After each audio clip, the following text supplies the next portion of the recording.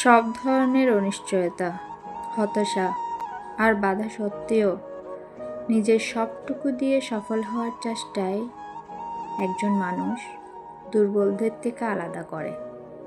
দেখে নিয়েন, সব দুর্বলদের মধ্যে কেউ একজন থেকেই যায়, যে আলাদা, যে নিজেকে উঠে দাঁড়াতে সাহায্য করে। ভেঙে পড়ি, কাঁদি, কিন্তু কখনো কাউকে বলি না আমাকে সামলাও। আমি ভেঙে পড়তে চাই না, আমি কাঁদতে চাই না। আমার অশ্রু আমি নিজেই মুছে ফেলবো, আমি আবার উঠে দাঁড়াবো।